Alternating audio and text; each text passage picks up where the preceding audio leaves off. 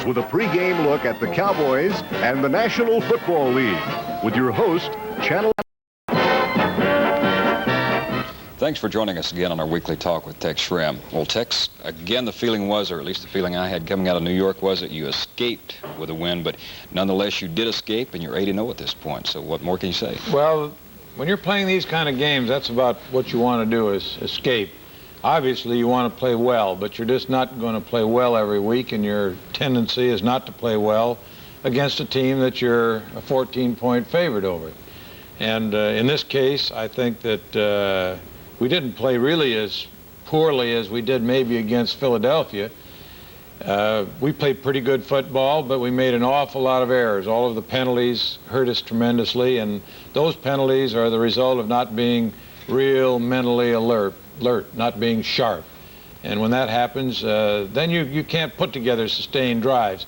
But we're still making the big plays. And, you know, some teams just openly admit they live on big plays, and it's not a crime. The team we're going to play next tomorrow night does that. The Cardinals, they make it on big plays, and that's their mode. So we won, and we're 8-0 and very happy. Well, you're talking about the big plays, leads us right into Jay Salty and his special teams unit, which came through again, and we have that on tape. Let's take a look. Well, they've been doing great, the special teams, and on this first one, this is where Benny Barnes hits the receiver, and then D.D. Lewis hits him, and then Jay Salty takes it in and goes in on his back. Salty is the captain of the special teams group, and he's a great leader, and he's usually involved because in another one that you're going to show, he makes a block on a punt, and that plays a leading part in our win up in our first game against the Cardinals. Those guys are really hitting on that special teams coverage. Now, this is funny. This is where Jay goes down. You see it in slow motion. You see him actually go like a crab into the end zone with his feet pushing him. And it's perfectly legal, too. Right. Oh, yes. 1, push, 2, 3, and there he is. Now, he suddenly gets a burst of energy right there. After he's into the end zone. That was a very key play, of course, in that game because we weren't doing a heck of a lot, and that got us up on the scoreboard. Now, to set up this next one, Tex, it comes in Philadelphia, where Jay blocks the punt and ends up leading to one of the touchdowns. Well, they should watch real quick because Jay comes right up the center, and Blair, there he is. And this is where Charlie Waters just picks the ball up and runs in. Charlie's a great special team man. He's the one that we'll just see in a minute that gets us the block punt against the Cardinals in our first game with them. You see these same guys almost every week come up with a big play. Now, well, they're the good athletes, and that's why they're on the team. Here comes Charlie, and bang, he gets it. He had that one beat a mile. We didn't get a touchdown out of this one, but we got the ball and eventually got a field goal. Okay, and that brings us back to more on the game from last week, and you mentioned this earlier, alluded to the penalties, a team record 14. Was there some special reason for that? Well, as I think I said earlier, when you're playing the way we were playing, when you're not alert, you're going to be going offside, you're going to be lining up offsides, you're going to be just creating various little things. You're going to be caught for holding, you're going to be caught for clipping, because you're not getting yourself in the position to make the blocks properly. And when you see the man get away from you, then you have a little tendency to reach out and grab or do whatever you're going to do.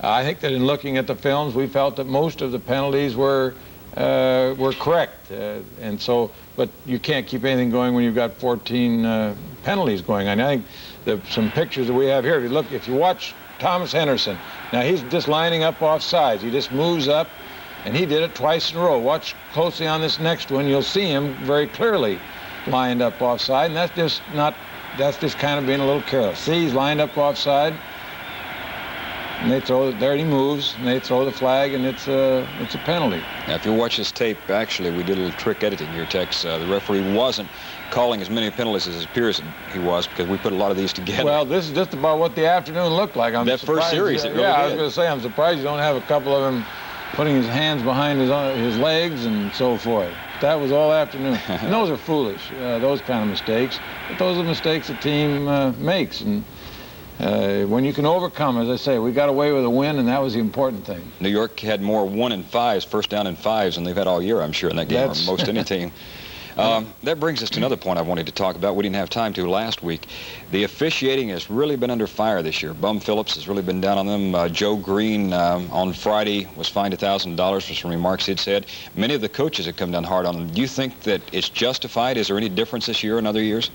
No, I don't think it's justified. I think the officials basically are doing the best job that they can do, and I think they're also totally honest and devoted to the job that they're supposed to do.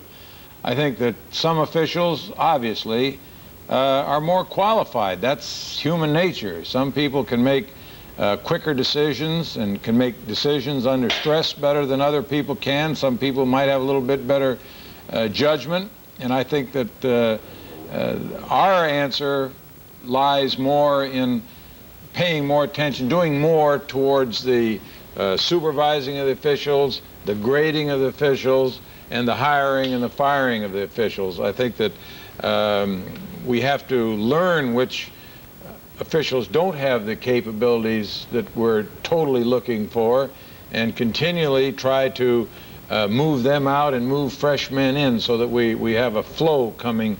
I think right now we might have a case of where 80% of officials are doing an excellent job, but they're getting a bad rap for 20% of officials that just aren't capable of doing better. Not that they're not trying, they're just not capable. A couple of other points I want to explore on that in just a moment, but right now we got to pause for this break, and we'll be right back. And in the meantime, what, the fans, everybody going to be sitting there like waiting for a horse race for the photo to come down or something? I just think that it would destroy the pace of our game, and it wouldn't accomplish, in the long run, it wouldn't accomplish what we're trying to do. The other point was about full-time officials. Do you think that would be a good prospect? I think the problem with full-time officials, and when you talk about full-time officials, you have to talk in the nature of 80 to 100 officials, because it takes that many to officiate our games. And I think that you would have a hard time getting the caliber of person who wants to make officiating football games a total career, because they would only really be participating in the actual officiating, say, 20 times a year outside of playoff games.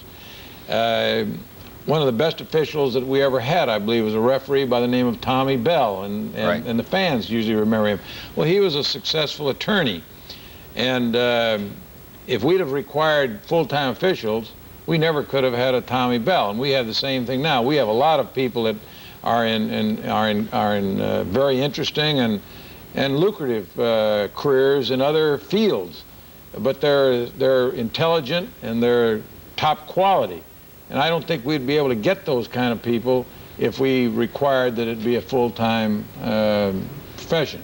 Okay, before we move on to the Cardinals, let's go back to a little bit more of last week's game and take a look at some of your defensive efforts against the pass, which were extremely good again. Well, that's good. Benny Barnes almost gets a interception there. That quarterback is pretty happy right now. Now, in this game, they gave up only 1/10 of a yard per pass attempt. And that's some what was it? Two yards out of the whole game? I think it's 2 yards net after you took away this 8 Mark sacks. Washington and Cliff Harris. And, of course, obviously we did a good job in that ball game. Our pass defense has really been tremendous because we're leading the league, the whole NFL, in pass defense, and giving up something like 30% completions. That's Cliff Harris making the key interception. Now, guys like Cliff are getting so much more chance now for the interceptions to make the big play because your line has so much more pressure than they've had before. Well, you know, that's one of the big things about pass defense. If you don't give the quarterback time to throw, if he's under pressure, then you're going to get a lot more. And that's what's happening this year. You might mention that you had 8 interceptions in that game. It's getting to be so routine, I didn't even put it in the tape this week. Well, they're doing a real fine job, and that's going to be the key for the drive the rest of the season, particularly tomorrow night, because when you play the Cardinals, you better be ready to play pass defense. You mentioned tomorrow night, Tom Landry was saying earlier in the week he thinks the Cardinal series may be getting to be more crucial with his players even than the Washington series. Now, we've got some videotape of the Cardinals game against Minnesota last week. Well, watch Terry Metcalf jump here. Now, watch. That is illegal. Totally illegal, because the man that he was jumping over was on his 2 feet, and that's called hurling. I just threw that in. This is Wayne Morris from SMU, and man, has he added something to their rushing attack. That kills me. Right here in our backyard, and we missed him. Well, you got to miss some occasionally. Every now and then we're going to miss some, but because he's a good football player. No need to explain who this is. No. Might mention that last week, Here's Tex, that little Mel Gray, the guy, boy, I tell you, he gives you fits. They rushed for 316 yards last week. Well, this is what's making their passing so dangerous now is because they're throwing. And now they're playing defense. Yeah, that's amazing. They've never played defense. No, they're not supposed to play defense. But once you get that momentum going, you know, that's what Tom said when they were down those 3 games. A team that's explosive like that, once that momentum starts coming, boy, they're hard to stop. Everybody starts playing good. And they were talking about their secondary, how bad it was, and you just saw them pick off a pass there and held down. Well, they're one of the 2 or 3 best teams now in the whole national conference. And I would say this is probably going to be our most severest test Monday night. Has to be. If you get past this game, you have pretty well put down all your opposition, I think, in the division, because, you know, Washington now has so many losses, it'd be hard for them to catch you. And St. Louis would almost be demoralized after losing this one to break the momentum. Well, I think more important than that would be the fact that if we win this game tomorrow night against the Cardinals, I think it'll give us a tremendous amount of momentum going into our game the following week with Pittsburgh and the following week with Washington, because whenever you lose, you know, it doesn't help you any. And if you lose and the Cardinals then are only 2 behind, all of a sudden you start that old thing, don't look, somebody might be catching you, you know what I mean? So I think that the important thing is the momentum that it would give us, and I think it would give us the proper momentum to get us in one of those real drives to move on the rest of the season for the playoffs. Very quickly, let's look at what some of your players had to say about playing a Monday Night Football. We talked to them earlier this week. I like to watch the games on Sunday. Well, to be honest with you, I'd rather not play on Monday night. You know, I enjoy watching the Monday Night Football game more so than playing it myself. Mom's going to be watching, you know, or your dad or your family. Everybody's going to be watching, you know. It's the only game the whole Monday night. I just like the Monday night games. It's a long wait to me. Well, that sums up their feeling. Generally, they don't like it, but I'm sure they'll do a good job anyway. Well, best of luck tomorrow night, Tex, and we hope you win this big one. Well, we'll hope we're real happy here next week. Okay, we'll be back to talk about it next week here on Channel 4. Go, Dallas Cowboys! This has been the Tex Schramm Show. The president and general manager of the Dallas Cowboys with a pregame look at the Cowboys and the National Football League. Your host has been Channel 4 Sports Director Lee Martin.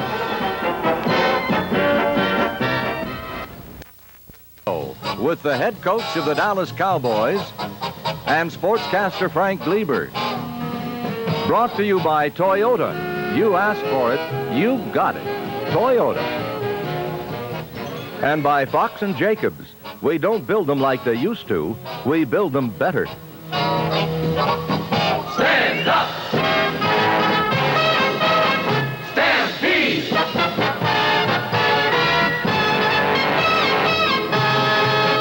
Dallas Cowboys stampede down the field. See the defense reel and watch them fall. Hi, everybody, and welcome once again to the Tom Landry Show. Well, it's that type of unusual weekend for the Cowboys, and that you get to stay home like everybody else and watch football on Sunday. It's going to be a really delightful time, too. I'm looking forward to it.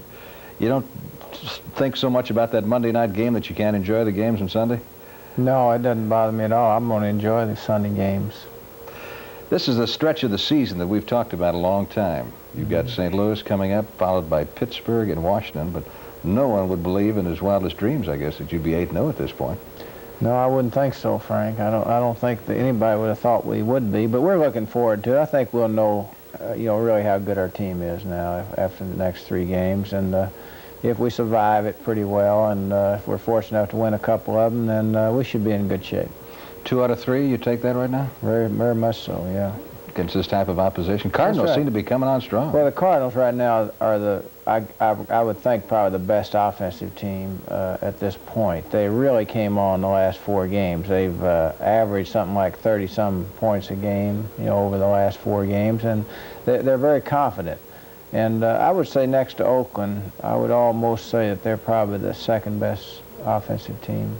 Is there a concern on your part that you haven't really played a truly tough team since perhaps the first time you played the Cardinals? Well, yeah, that is a concern. We haven't played that top-notch team since Minnesota and also the Cardinals and the Redskins, really. But I don't know whether that's bad or not. I really don't know. I think we'll be ready to play, and I think we'll play a good football game. Whether we can outscore the Cardinals or not, we'll just have to wait and see. It's not going to lull you into a false sense of security that perhaps you're better than you are because you played teams the caliber of the Giants and Detroit here the last couple of weeks? I don't really think so. I think that we're pretty confident that we can play good defense. I think this is the thing that we've been so strong, ever since the start on. Offensively, we've been up and down a little bit, but I'm confident in our offense. I think we can score, and I think that we'll score Sunday on Monday night. You look for a lot of points on the board? Well, we've never played the Cardinals, really, that it wasn't a pretty tight game. I guess probably the tightest game we played against them was last year. In the second game when we went for the Eastern Division champion. I've forgotten what the score was, but it was a pretty tight game all the way. Normally it's like it was last time, 30-24 or something like that. And I think it's going to be pretty high this time. That's going to be a great football game, and the entire nation, I'm sure, is looking forward to it. We'll delve back into last Sunday, and of course the victory by the Cowboys over the New York Giants up at East Rutherford, New Jersey, in Giants Stadium. Take a look at some of those highlights when the Tom Landry Show continues after these messages. They've been playing very well for us, and they've been instrumental in several games this year, but nothing could have come quicker or better than the punt fumble that we got for a touchdown. We needed it very badly because without it, we would have had a struggle. Let's take a look at some of the highlights from last Sunday's game between the Cowboys and the Giants at Giants Stadium. It's a great hit here on this first play by Benny Barnes. He's out in the outside there. They're starting an end run round here, and he's forcing the play, and he comes up very strong in there. Catches Hammond in there and really lays him on the ground. Of course, Benny Barnes has really been a fine player for us all the time. Now here's a punt by Danny White. He gets the ball off fairly well. Now, again, Benny Barnes is coming down on the play. You watch him make this hit right here on the Giant receiver, and really a tough hit. Boy, he took him right in there, and he didn't really have time to put the ball away. Knocked it loose. The ball bounces up in another Giant's hand, and here comes D.D. Lewis. Now, you can see him leveling on him, and really another tough hit. That's the way to tackle right there. Now, boy, his headgear and everything is right into the play, and he knocks the ball out again, and here comes Jay Salty diving for the ball. He gets knocked down a little bit here by Randy Hughes, and he makes a great move into that end zone. Now, that's really backstroke if you ever saw one. I understand the club really got a kick out of this when they showed the films of the team, huh? Yeah, the team really got laughed on that play. Of course, Jay's our captain of our specialty team, and of course he does a great job on a lot of different teams, and he's really delighted that he ended up scoring. Had to spike the ball. He hadn't had many opportunities to do that this year. We really put the pressure on the quarterback. Here's Randy Hughes blitzing from the outside there on the play, and really that quarterback really took a tough beating in the ball game.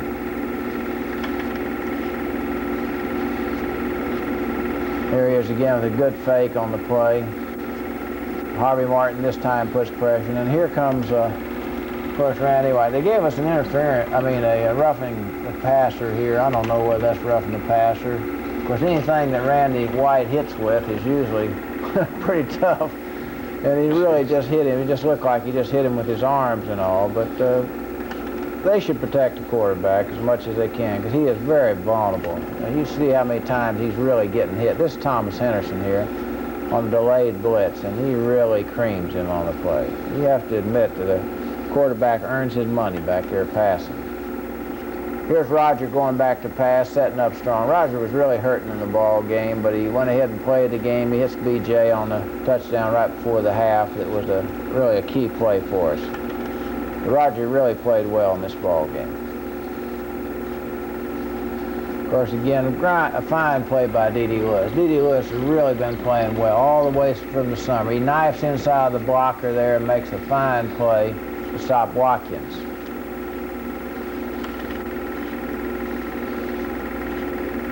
Of course, here's a good fake on the play and puts the ball up in the air, but of Cliff Harris came across and made an excellent interception. Cliff's leading the league along with Worley for St. Louis with 5 interceptions as of at this point. And he's having a fine year. He got the game ball in this for the defensive team, and he really deserved it. He made 4 or 5 key tackles in the ball game and made an interception. But here's Roger back again, setting up, waiting this way. He put the ball up in the air on a long post route, just hoping that it might come down okay. Well, it was an interference call. Not much question about it. You can't see it right here, but it was definitely a pushing against the giant defender, and that set up an easy touchdown for us, put us down the 1-yard line, and we give the ball to Tony Dorsett, who dives over the top to score the touchdown.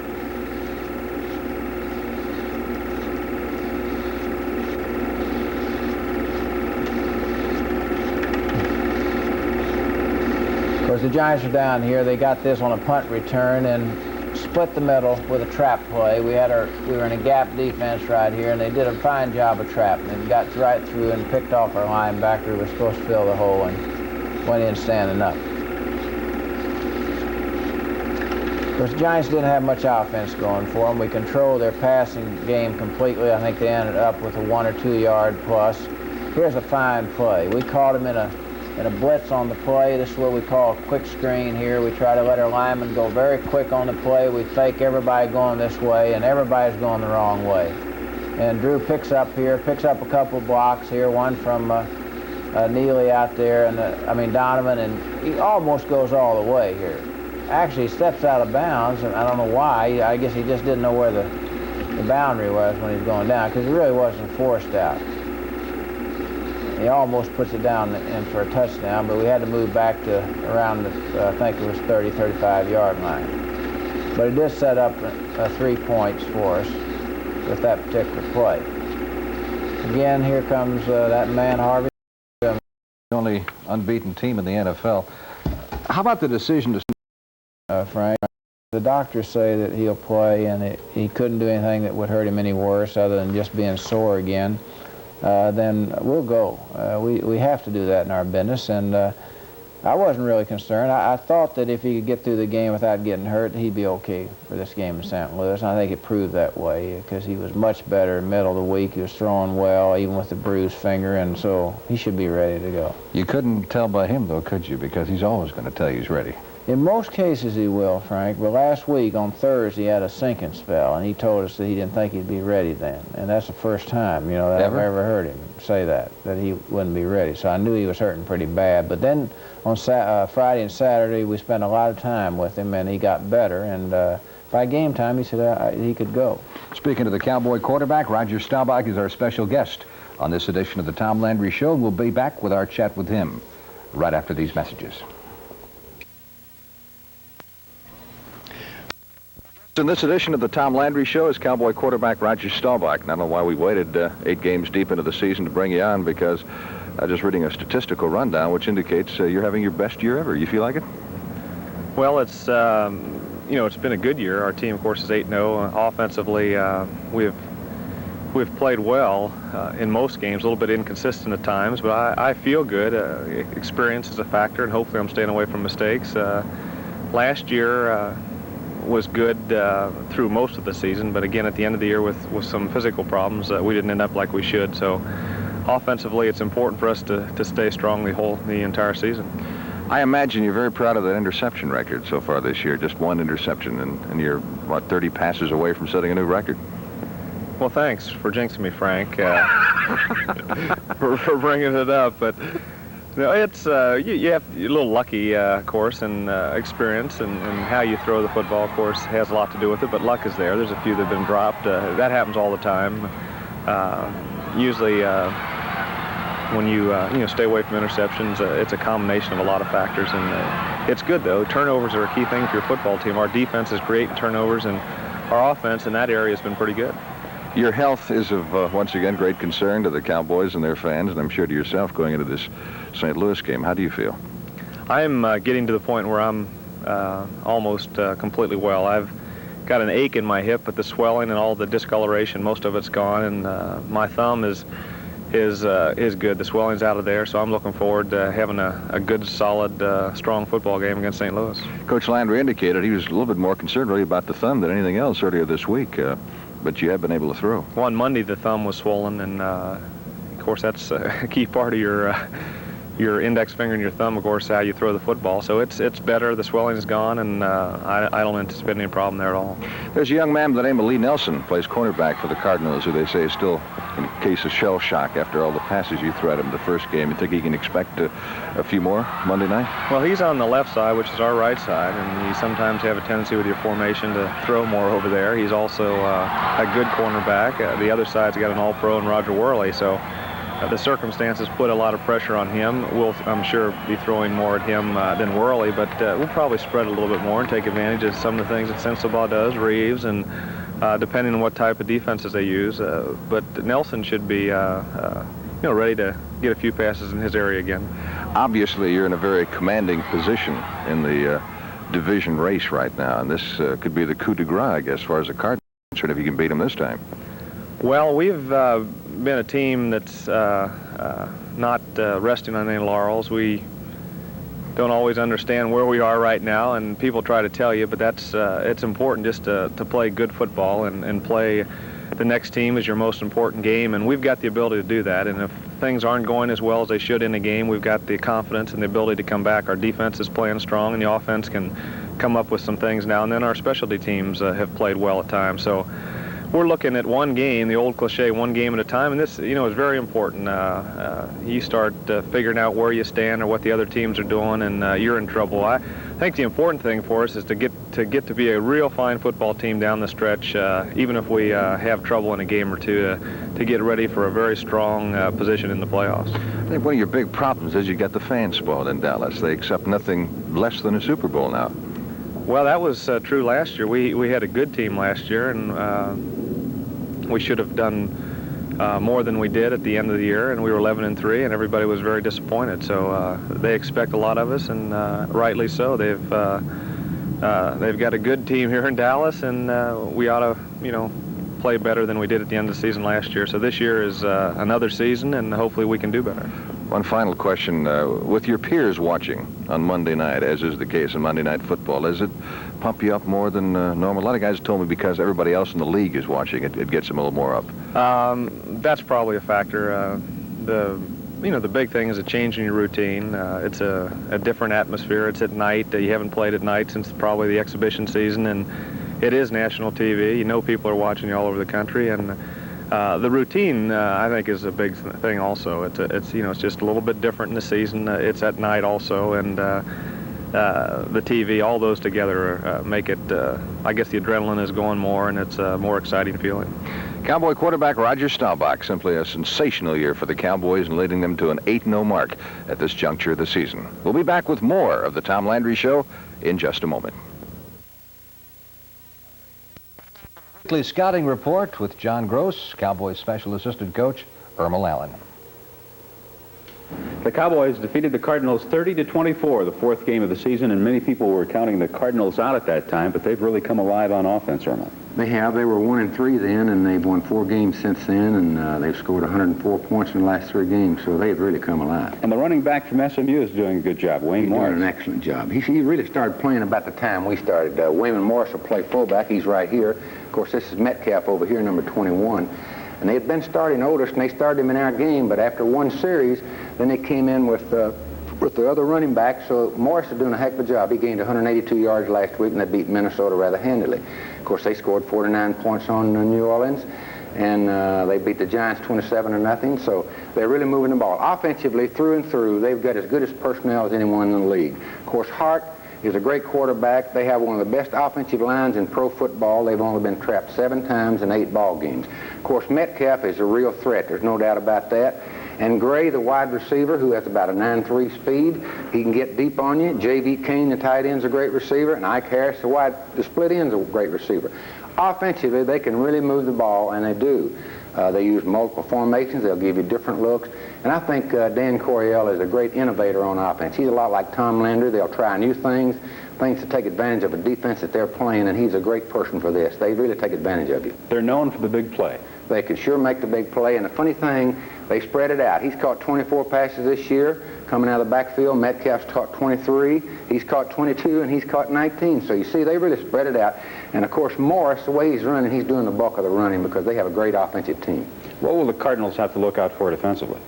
Well, I'm sure they're concerned with their blocking because they worry about Harvey over here, or maybe Randy White here, but their protection has never been of great concern to them because he throws the ball much faster. He goes back and sets up in a pocket and he lets the ball go on timing before the receivers actually make their last fake. So he doesn't get trapped that much.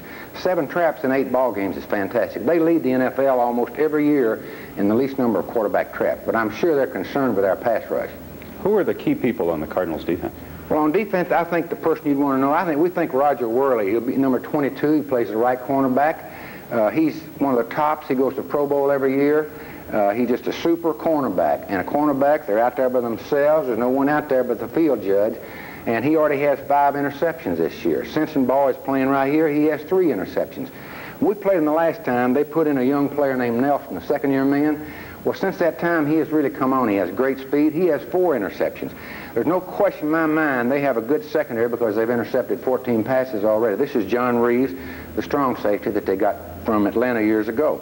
I think the best pass rusher is John Zook. He plays right in right here, and he really pressures the quarterback. They have a good defensive team. In the last 2 games, they've only given up 7 points, and that's the name of the game is points. Now, they'll give you some yards in here, but they haven't given up many points. Well, you want me to tell you how many you missed last week? No, I don't want to know, Frank.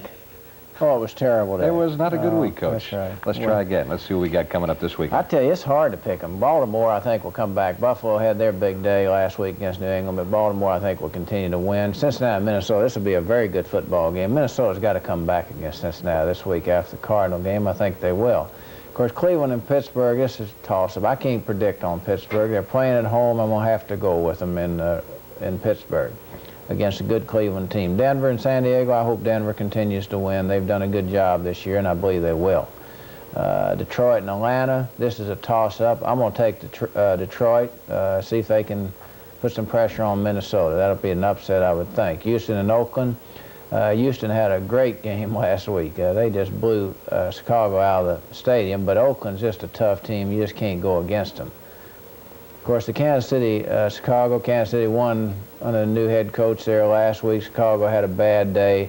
I believe I'm going to take Chicago on this one. Maybe Peyton will have a good day. Green Bay and Los Angeles. Well, Los Angeles is very unpredictable this year, but I'm going to go with them against Green Bay because I think they're just too strong for Green Bay. New England, Miami, this is going to be a good football game. New England's got to win it if they're going to stay in the division race, and I believe they will, even down in Miami. New York Giants, Tampa Bay. Well, I don't know when Tampa Bay is going to win it. I'm going to have to go with the Giants in this one. And of course, San Francisco and New Orleans, this is a toss-up. Either one can win. I'm going to take New Orleans at home on this one. Seattle and New York Jets, I got to go with the Jets at home because they're a pretty good football team. I'll take Washington over Philadelphia, which can be an upset. I think Philadelphia could easily beat them. And I'm going to stick with Dallas one more week. Well, that's the one you have missed down this year. You realize that's that, right. don't you? I tell you, they've been pretty good. I hope they do it again. That's our Tom Landry Show this time around. Don't forget, next weekend, the Cowboys visit the Pittsburgh Steelers. We'll be back prior to that game with another edition of the Tom Landry Show.